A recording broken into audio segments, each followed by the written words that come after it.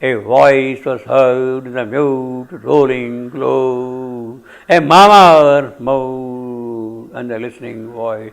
Now it's the unlistening void, that unconscious void. A murmur moved and the unlistening void. A murmur moved. I am in the period, unless I am unending void and abyss. A voice was heard on the mute rolling glow. You have got first a voice, I am, was heard, I am, on the pyrrhic mute spondy rolling glow. A murmur moved in the listening void. A being seemed to breathe where once was none. Where was none. A being seemed to breathe where one was none. What a line! A being, I am. Seemed, I am. To breathe, I am. Where once, I am, was none, I am. Perfectly iambic line, you see. A perfectly, a being seemed to breathe where one was none. Now, you see, that's the poetry again. A being seemed to breathe where once none was. I could have said none was. But then the poetry is gone completely, you see. You see, that becomes a trochee instead of a spondy, instead of an am. You see, if you read, a being seemed to breathe where none was. Yeah. Who was this first being? Who? Who was this first being? A being seemed to breathe. Who is this being? Who is this being? One, yeah. The being who was locked there until now, the inconscient being, the unconscious being, No, the unconscious. Huh? He said a being. A being seemed. One being. Who is this? This is what I'm saying. In the unconscious void, there is the being. He is the unconscious being. In the void, the being had taken a plunge. The divine has taken a plunge, and he is the inconscient self and the somnambulist force. It is that being, Sat.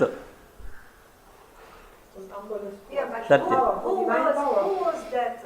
It seemed because until being not here an individual, it is the original being who had taken the plunge into the absolute void. Is he speaking about the first self? First being who had taken the plunge into absolute void. Yeah, who is this being? Oui, manifesté. Okay. So, and this first being manifested. Now, because things have started happening, matter has come, now life is coming, is being. So, no. You got it? This being, it's the one being. Who had taken the plunge into the void. Into the void. Who had taken the plunge into the void. Yeah, until now, there was no question of life for him there at all. He was just lying there like as a material object. Until now, he was lying only as a material object. Now, a being seemed to breathe, because it's the early beginning, seemed to breathe, where once was none. Something pent up in dead, insentient depths. Something pent up, locked there, something, you see. The divine, pent up in dead, insentient depths. There is no sentience at all, you see. Denied conscious existence, lost to joy, turned as if one asleep since dateless time. He has been there asleep right from the beginning, all along, and he seemed to breathe. He seemed to breathe. How do they say that? Which one? How do they say French? Which Say one? no. Yeah. No. You see, I would treat this being as somebody who has taken the plunge into the unconscious void, who has become the unconscious void, and he is now waking up, and these things are happening, you see. a being seen to breathe where once was none. Something pent up in dead insentient depths. Denied consciousness. Dead here does not mean that he had a life and then he has become dead. It means it was not there at all, you see, in that sense. Denied conscious existence, lost to joy. He had lost to joy also, you see. Turned as if one asleep since dateless time. Yeah, well, that is the unconscious void. Since dateless time, which cannot be named at all, which no date is called. Aware of his own buried reality. Now he has become aware of his own buried reality, that he was present there. Remembering his forgotten self and right. Yes, now he is remembering, yes, I was there, what has happened. When with the appearance of life, that being which was not remembering at all anything, which was like unconscious, is remembering, yes, now I am there, I am being there, you see. Remembering his forgotten self and right, yes, I should exist in my, why I am here. It yearns to know, to aspire, to enjoy, to live. It is that being who is trying to aspire and evolve, to come up, you see. Yearn to know, to aspire, to enjoy, to live. It is that being, because until now he was unconscious. Now, remembering his forgotten self and right. He had taken the plunge in the void, he had become unconscious, and therefore now with the appearance of life that stirring, the gods have awoken the material object, and he is now remembering, yes, what happened? He is now kind of remembering why I am here, what for I am here, and then the whole process is going on. No, remembering is forgotten self and right. Remembering does not belong to the remembrance of this being of his previous cycles of evolution. It is not that remembrance. It is the remembrance of his coming from the unconscious void. He has become the unconscious void. He has awoken, and now he remembers why I am here, why I have taken the plunge here. What for all these things here, you see, in that sense. You follow the distinction between them. It is not that through cycles he is remembering, that in the previous cycle I was like that. It is not that. It is in the very unconsciousness of the void, he was lying there, something has stirred up, and now he is remembering what I am here for. For what? He yearned to know, to aspire, to enjoy, and to live. See, for that purpose. Life heard. So it's a great thing these gods have done. The gods have cried to life, and the being now, the inconscient being which is lying there until now, is yearning something to happen, to know, to aspire, to enjoy, to live. This being is yearning for that kind of thing in life. So that is a great thing. Naturally, it is such a great cry, great appeal to life. Such a great appeal to life. Life heard a call and left her native light. Native light, the world of bliss. Life is in the world of bliss. Well, she has left that thing now. In other words, from the world of bliss, she is plunging in answer to this call of these gods, or this yearning of these gods. Now, so because it is the being who is sort of getting awakened, life is in a way obliged, life in a way is kind of compelled, feels a sort of an obligation that I must respond to the call. It is not always necessary that you should respond to the call, but it is coming from a being, from this being here. So naturally life is responding to that call, you see. Gods may be calling, maybe that may matter, may not matter to her. Gods may be yearning, but it's not obligatory that she should answer the call of the gods. But when it is a question of the being, then she feels a kind of a compulsion to answer. She feels a necessity to answer. So it is more in response to the being than to the response to the God's prayer. Yes, gods are praying, and life has heard the call, and the being is stirring up, is remembering what I am here for, and because of that history which is there behind the being, life is entering into the scene here, is answering the call, you see. It's a great thing, you see. That is the entry of life into matter. prana into anna. See, as the Upanishad would say, prana into Indra. Life heard the call and left her native light. Okay, let me go and see what things can happen here. Overflowing from her bright, magnificent plain, overflowing from her bright, magnificent plain, that world of bliss. She is actually overflowing from the world of bliss. On the rigid coil and sprawl of mortal space, rigid coil and sprawl of mortal space, coil and mortal space. Coil, I told you, coil means toil, suffering, difficulties, troubles of this creation. Coil in the English sense, in the Johnsonian sense, the dictionary of Johnson speaks of coil as the trouble of life. On the rigid coil and sprawl of mortal space. Coil stands here for that. You see. Here too, so overflowing from a bright, magnificent place. Here too, in this world where there is immortal space, here too, the gracious, great-winged angel poured a splendor in the sweet night of bliss, hoping to fill the fair new world with joy. Yes, that is the hope. In other words, in her coming down here, it is not only an answer to somebody's call. Maybe the gods are calling, maybe the being waiting for her to entry. It is not necessarily only for that. She has also a purpose in her mind to enter into this creation.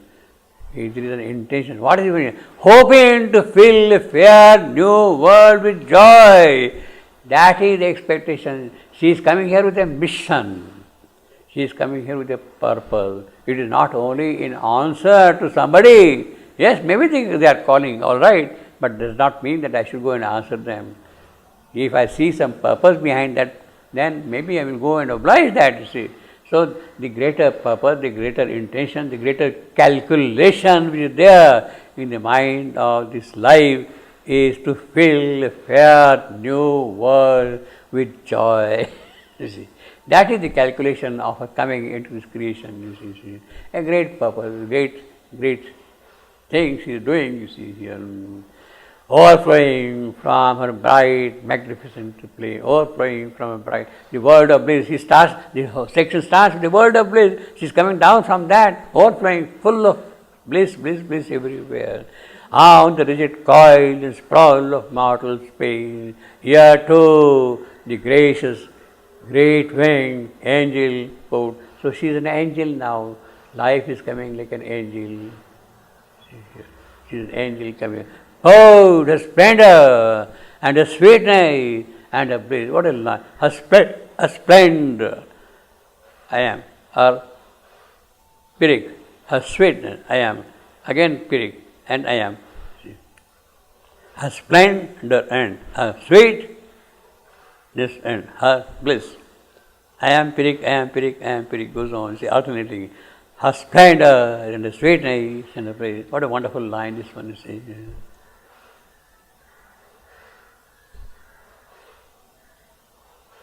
Hoping, for what purpose? With the expectation that this world be filled with joy. Because, why this world is filled? Because it is a rigid coil and sprawl of mortal space. Life has not yet entered here, but the element of mortality is still there in matter. It is buried inside there, you see. Therefore, mortality springs up, you see. Unless mortality is not springing out of nothing. It is already kind of present in the depths of matter, and therefore it is springing up. The moment life appears, it springs up. A shower comes and something sprouts up, you see, like that. So, this is the beginning of death also. This is the origin of death. No, not that. He is not overflowing from a bright, magnificent plain on the jet coil and sprawl of mortal space. Mortal space, he says. In the world, In the unconscious void, there is already the presence of mortality present there. See, all these elements are already embedded in the inconscience. When life appears, mortality springs up. Yes. Until then, it is kind of lying idle, low. It is lying low. In matter proper, it is lying low. But as if there is a kind of a shower, and then the shower gives rise to the seed sprouting up, you see, like this. In response to something, it comes up. Mortals speak. Here too, the gracious, obviously, she is obliging us. She is obliging for the call. Therefore, gracious, great way. Here too, I am the gracious. I am great. I am vain and spondy, poured. I am. Her splendor and the sweetness and the blame. Shall we continue or? Yeah. Huh? We'll try to finish off. It's a long section still. Just I don't know how much we still have. It's very nice this intro. I like this intro. Absolutely beautiful. Very important. Yeah. Very. But the angel didn't stay, no, it went back again. Is it? Huh? The angel did not stay, it No. went back. Yeah. No, angel is coming back here. Can you stay here? Stay? Angel will enter into matter. This great, gracious, great wing. Yeah, but Angel, he is not going to fly away. He is going to stay back here in now. the mother, Shri says the bliss worlds are still there. They didn't come down. No. This is an image. This is an image here. Image here. In the sense that the poet is describing her arrival as an angel. She is not an angel, as an angel. Okay. She is life force herself. Life force. She is life force herself. But she doesn't bring the bliss. She will bring all that. It's not bliss. Graciousness, a gracious poured her splendor and the sweetness and the bliss. She is coming with all that.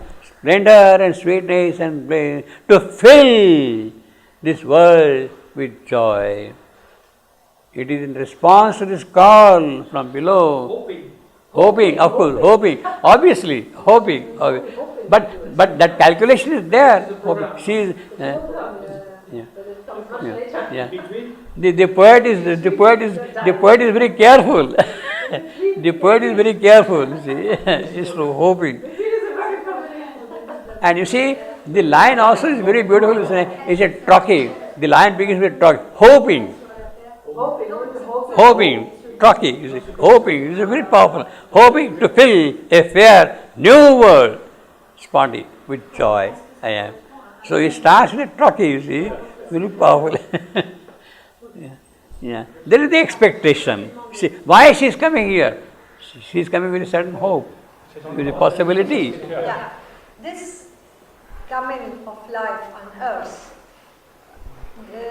correspond to a moment of the life manifestation, no? Life is? Manifestation on earth. Yeah, is entering into matter. Can we say it's the beginning of the appearance of the life on earth? Nothing was there, only material objects. So, is it corresponding to a time, special time? Specific time. Can we say it was the beginning of the appearance of the cells? Can we say this? Is it this same thing? The mother says how the evolution began, how the evolution took place. Of that, we don't have any record. Of that, we don't have any record. Okay. And she says that there was none to record it. There was none to record it. So it is only by going into the divine archives that you can perhaps read those documents and discern. But one day, what the scientific said about the cell appearance in the beginning, I mean, they didn't see, but the theory of appearance of the first You see, cell. the poet knows the entire history. The poet has the entire yogic background, the occult history, he knows completely. Therefore, he is describing as if he is seeing the whole thing. It is for us that we don't know, but for the poet it is all very clear, the whole thing, because he is living in that world constantly. Archives are entirely at his disposal. He has read all the archives and he knows everything, every detail, you see. And therefore he is describing those details here, you see. Our time started much later. Yeah. No, because the time appears when the matter manifests, there is time. When the word is mortal, the time starts. I thought today we'll finish this section.